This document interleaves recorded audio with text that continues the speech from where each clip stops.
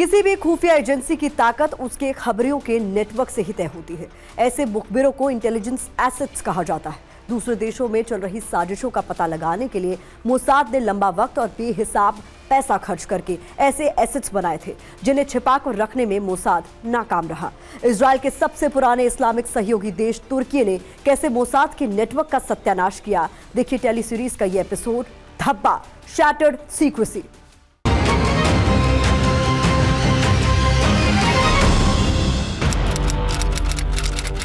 नवंबर 2021, Istanbul, तुर्की।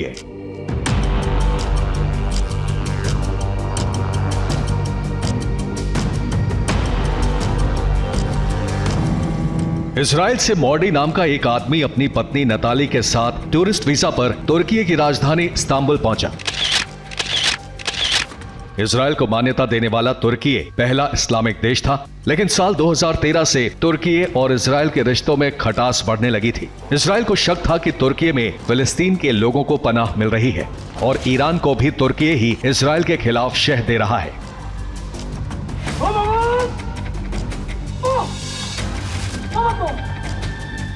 वहीं तुर्की को शक था कि इजराइल की खुफिया एजेंसी मोसाद उसके देश में दखल बढ़ा रही है। इसी वजह से हर इजरायली नागरिक तुर्की की खुफिया एजेंसी MIT यानी मिल्ली इस्तेहबारात तेस्केलाती के रडार पर था। मॉडी और नताली पर भी MIT की नजर थी और इस इजरायली जोड़े की हरकतों को संदिग्ध मानते हुए इस्तांबुल की पुलिस ने दोनों को गिरफ्तार कर लिया। उन दोनों को मोसाद का एजेंट घोषित कर दिया गया। दो निर्दोष नागरिक हैं जिनसे गलती हुई है और उन्होंने खुद को एक जटिल स्थिति में लेकर चले गए। मैंने कल परिवार से बात की और हम इस स्थिति का समाधान निकालने के लिए हर संभव प्रयास कर रहे हैं। इजराइल ने जैसे तैसे अपने दोनों नागरिकों को तुर्की की जेल से रिहा कराया।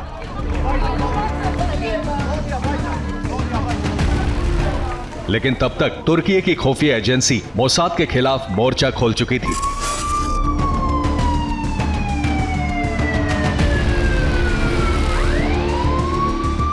इजरायली जोड़े की गिरफ्तारी के बाद एक साल में तुर्की में 100 से ज्यादा लोगों को मोसाद का एजेंट बताकर गिरफ्तार कर लिया गया। अक्टूबर 2021। It is of course important to note that the papers who have been published, that most of them are outright pro-government.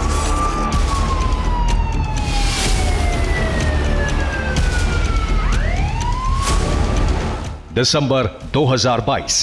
Well, 7 people were arrested after 44 individuals were detained in Turkey for spying on Palestinians.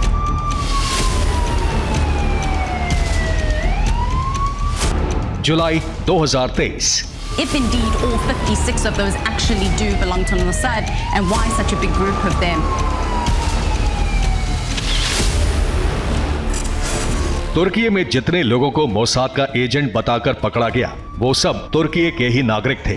फिर तुर्की की सरकार ने इसे Mossad के लिए बड़ा झटका क्यों बताया? ये रहस्य सुलझाने के लिए मलेशिया की कहानी आपको दिखाते हैं। उसी दौर की कहानी जब तुर्की में MIT का ऑपरेशन मोसाद चल रहा था।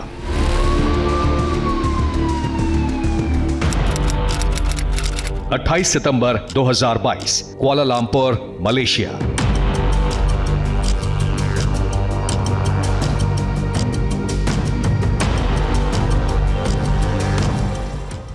कार सवार 4 लोगों ने सरेशाम एक युवक को अगवा कर लिया। उस युवक के साथी ने शोर मचाया तो कुआलालंपुर पुलिस को मालूम हुआ कि जिस युवक को अगवा किया गया है वो फिलिस्तीनी सॉफ्टवेयर इंजीनियर है। मुश्किल से 12 घंटे बाद ही पुलिस ने अपहरण करने वालों को गिरफ्तार करके फिलिस्तीनी सॉफ्टवेयर इंजीनियर को रिहा करा लिया। मलेशिया की मीडिया का दावा था कि इस अपहरण कांड के पीछे इजरायली खुफिया एजेंसी मोसाद का हाथ था।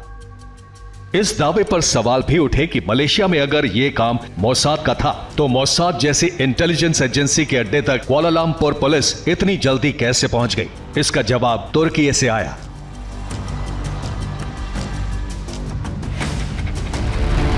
तुर्की के अखबार अल सबाह ने हाल ही में खुलासा किया कि मलेशिया में अगवा हुए फिलिस्तीनी सॉफ्टवेयर इंजीनियर का नाम उमर है।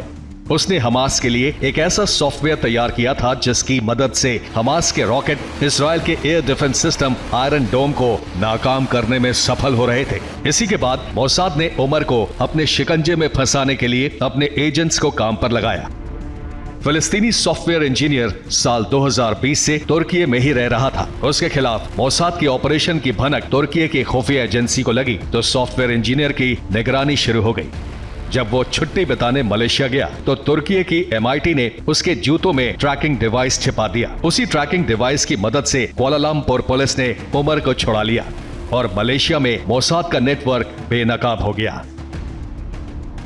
मोसाद के लिए ये बड़ा धक्का था क्योंकि मलेशिया के साथ इजराइल के कूटनीतिक रिश्ते नहीं हैं। ऐसे में मलेशिया में अपने एजेंट्स का नेटवर्क बनाना मोसाद के लिए आसान नहीं था। साल 2018 में पहली बार मलेशिया में मोसाद के एक्टिव होने की खबर आई, लेकिन 5 साल बाद ही मलेशिया में मोसाद न सिर्फ बदनाम हुआ बल्कि उसके लिए काम करने के आरोप में 1 दर्जन से ज्यादा संदिग्ध पकड़े गए। तुर्की की मदद से मलेशिया में मोसाद के खिलाफ हुई इस कार्रवाई ने मोसाद की दशकों की मेहनत पर पानी फेर दिया।